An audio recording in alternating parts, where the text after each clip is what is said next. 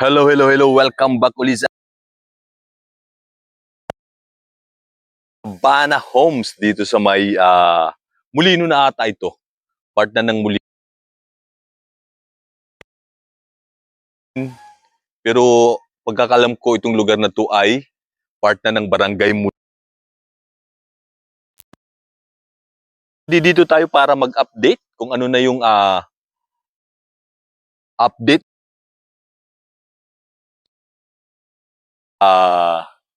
2025 na. So almost parang 2 months o 1 month. At yun, nakikita ko nga na halos kuryente na at meron ng mangilan-ngilan na mga nare-relocate.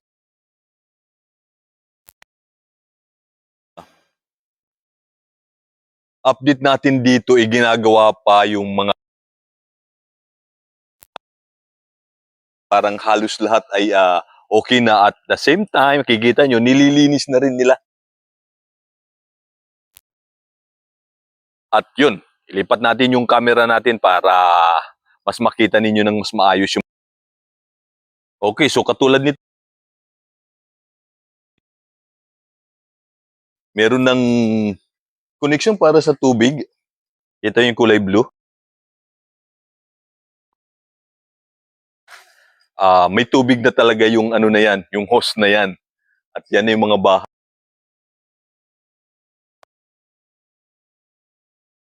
Halos lahat ay may mga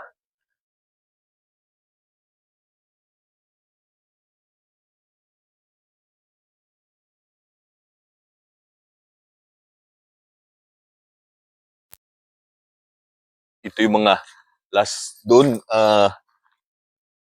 na ano na rin natin.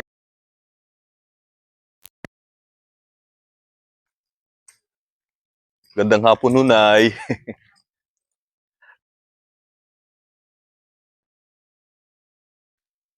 Kailan po kayo na-relocate ho dito? December lang po kami. Tiga kayo. Oh. Dito po kasi taga na ito po talaga sa Bana po. At mga Cavite na Yung lugar. Oo. Paranaque, Kaya, so dito, halos lahat mga taga Cavite na. Sa yung kabila, oh, yan. na-relocate, no? So, saan po kayo galing? Tukob.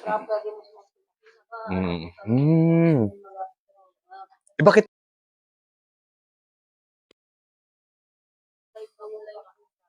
Nag-apply kayo, talagang nag-ano kayo. Buti naman,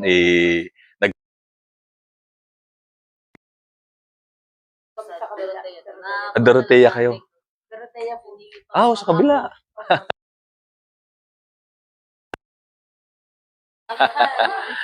Oo.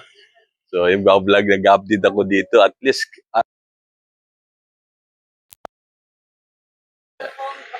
kayo, kumusta naman kayo?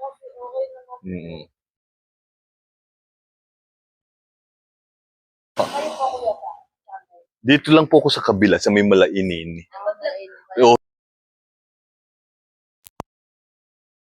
Sticker, baka sakaling gusto nyong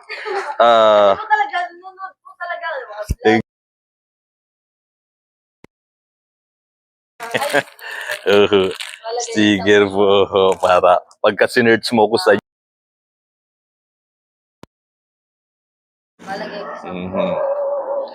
At least kahit pa paano nalipat na kayo, no? At dito sa ano? Konti pala.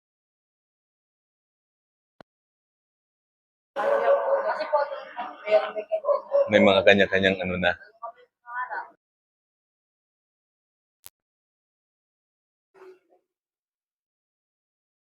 Bakit po kayo nag-apply dun sa lugar ninyo? Ay, sabi niya, may asawa na. Siyempre, wala naman akong talagang bahay. Oo. Paano mag-aro? Bakit yung tinitirahan ho ninyo dun sa Kalugkob? Ano pong ano? Yung bahay.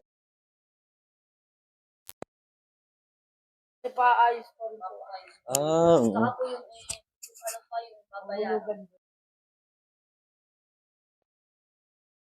Yung pinaka right. Rights lang yung ano ninyo.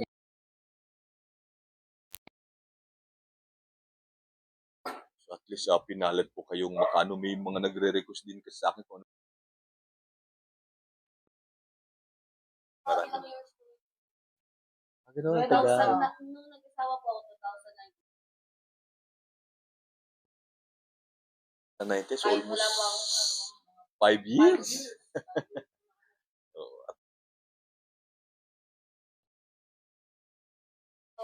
Apply din po. Yung parang magandahan kasi po nun pagka kayo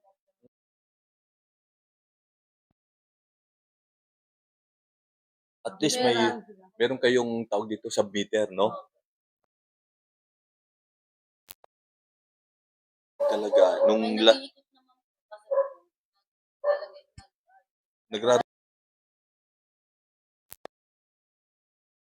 least kahit kayo dito, importante yung tubig, may tubig na kayo. Kasi doon sa no choice sila. Yung rasyon, medyo may amoy daw yung parang pambuhos lang. Hindi yun po. Yung pagbutas kasi ng tubig.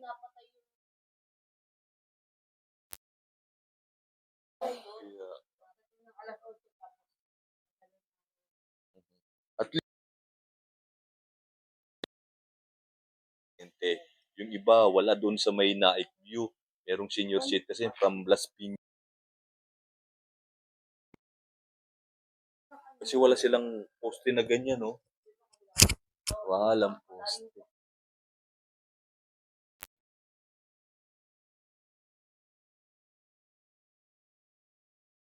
Bente ang isang.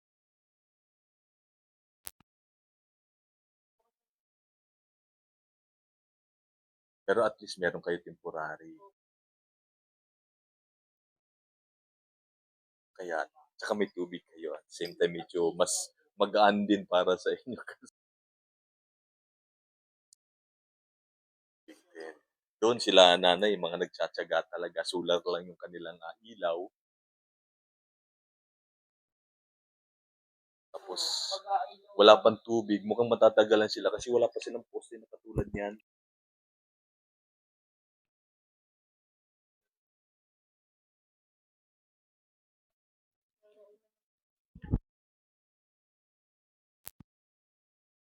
Tubig, importante. Tapos may temporary na kayong kuryente. Puti, kasi wala talaga buhay dito sa Naik, di ba? Yung mga galing sa ibang lugar, siyempre hindi wala naman talagang trabaho, di ba?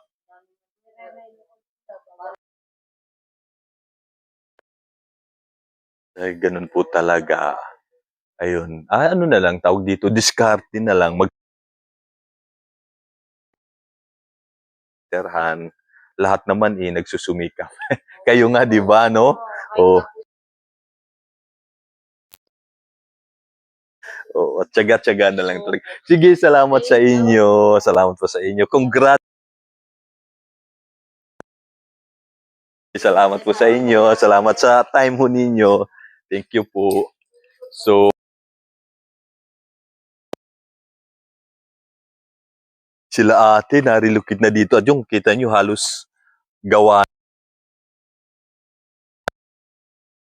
din kaagad. At, okay. So, yun, nakikwento nga din nila ate na may mga narilocate na talagang dito sa Naik kasi siyempre, bago sila dito, wala naman talaga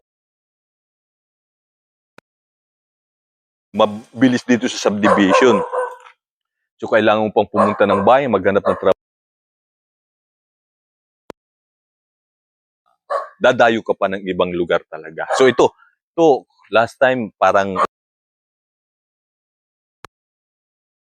bahay, okay na.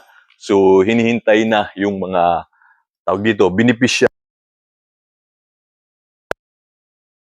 Dahil pinalad silang ma-relocate na bago matapos yung yun, napakatagal din po nilang naghintay si ate, nagtiyaga na so ayan, ito na yung pinakadulo na nung ba? Tingnan natin kung may kisame.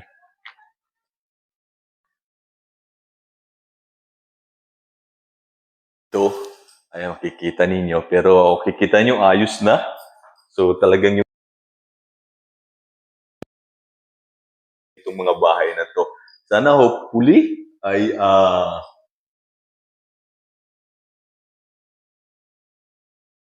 siya rin nung mga pabahay na to dito sa may sabana na ayos na. Parang wala naman akong maibibid na iba sa mga pabahay na to dito. Yung sa may Naik View na may kisame na kaagad.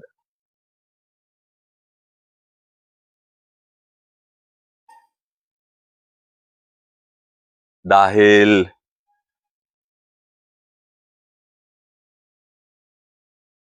kay kwento na nga, almost 5 years din silang naghintay.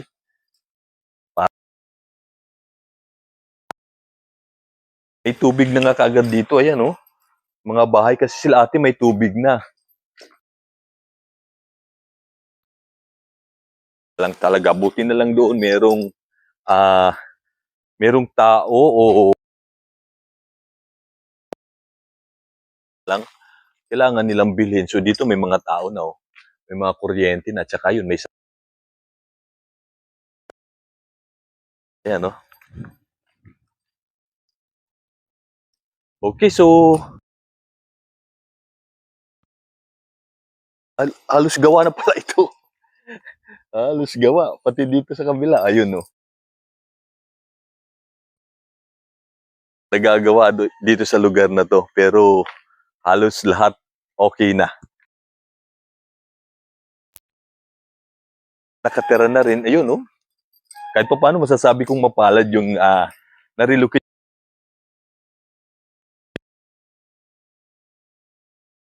Diba? Yung iba, wala pang tubig.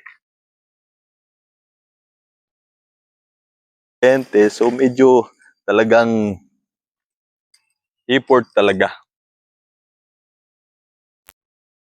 So yun na nga, na sabana. At dito tayo pupunta naman sa kabila. At yun, nilinis na. At dumadami na rin yung tao. Nakikita nyo doon. Oh. May mga tao na rin talaga. Ayun, kikita nyo. Gawa na rin to dito. Itong halira na to.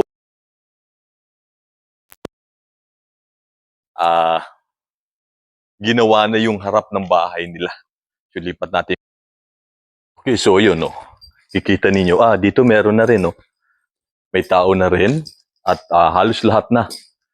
Okay, so yun, dulo na yan dyan, eh. So may nakatira na rin, pinaayos na rin yung harap ng bahay nila. At mainam dito dahil may tubig na agad.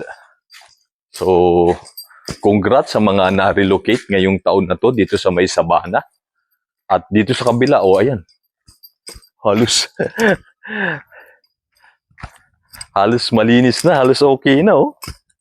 At may kuryente na rin sila galing sa Meralco yung iba. Siguro yung mga matatagal na. At ayun, ito, temporaring nagpaayos ng harap na ng bahay nila. Okay. So nakakatuwa naman na parang ilang buwan hindi tayo napasyal dito. At ngayon, nakita na natin na marami ng nalipat na naman, nadagdag na pamilya na nalipat dito sa may sabana.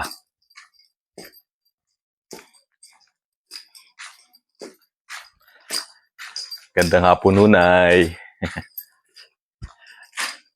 May kamatis po si nanay, oh. Kailan kayo na naririkit dito? September pa po. September, saan kayo galing po? Nike din. Taga-Naik din kayo. Okay. So, yun si nanay, malalaki na yung kamatis niya at meron na nga anihin. Nay, kasama ko kayo sa video ko, Nay, ha? Ay, anihin. Video ako nga rin yung kamatis ko eh. Ganun po ba yan? Parang naka-live po kayo. Kasi ang lalaki na niya, hilaw pa oh. Oo nga, eh. Parang mataba yung lupa, Mahal-mahal ang kamatis na yan. Ay, oo nga, parang 200 plus yung 1 kilo ngayon ng kamatis. Yan ang binabantayan dito. Ilang pamilya kayo na inaano dito, na-relocate? Hindi ko alam eh, kasi lang po, award lang po yun sa amin. Inaward daw sa inyo po. Oo. Saan kayo galing bago kayo mapunta dito? Labak po. Labak. Sa may dagat? Apo. Buti nakakuha ko kayo. Swerte lang. Congrats po. Sige na, salamat po sa inyo. So, ayun, sila nanay. Halos ito na mga taga-Labak din. Iba-iba po yan. Iba-iba, walay. Bangkaan. Oo, Bangkaan. Kumusta naman po kayo dito? Okay naman sa inyo? Okay. Sige po. Salamat, Nay. So, ayun. At dito sa Sabana, most likely, mga taga-Cavite yung mga nare-relocate dito. So, dito na tayo, lulusot na tayo dito. Ito, lagi natin itong nilulusot ng lugar na to. Ngayon, may tao na si ate. At, so ito, napagawa na rin, Ayos na. Di ba? Nakakatuwa dahil nagkakaroon na ng tao yung mga pabahay. Kumbaga, paunti-unti nauukupay na. May mga tumatao na. So, katulad dito, ayun, pinagawa na rin ang harap. At dito, ayun, may kuryente na sila galing sa Meralco. So, yun yung mga development ng mga pabahay dito sa Sabana. Siyempre, yun, yung ibang mayroon na extra, paggawa na ng harap nila para mas secured at para mas lumaki yung bahay din. So, yun, napakaganda ng pagkakagawa. So, ayun, at nakakatuwa na ganito yung tawag dito, sitwasyon ngayon dito sa Sabana. So, marami ng tao.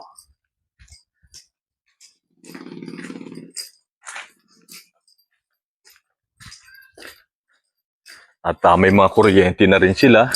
May tubig na. Ayan, bilis, Tingnan nyo, kontador para sa tubig. Okay, so yun yung update natin dito sa Sabana. At maraming pong salamat sa inyo sa mga walang sawang sumusuporta sa ating. Shoutout kila Kuya. Shoutout sa inyo. Shoutout kay Kuya. Sige po, salamat. At maraming salamat po sa mga walang sawang sumusuporta sa ating YouTube channel, sa mga nanonood. So, maraming salamat po sa inyo.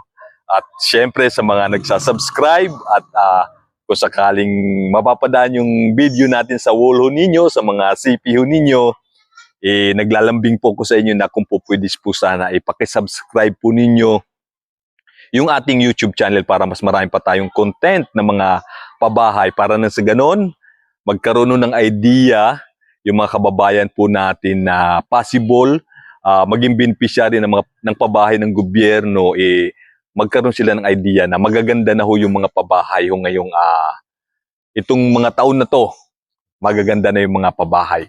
Siyempre, pinagbubuti po talaga nila ng INITSE, and then doon sa mga developer, shout out dahil magaganda na rin yung mga pagkakagawa ho nila sa mga pabahay ng gobyerno. So yun lang, maraming salamat po sa inyo.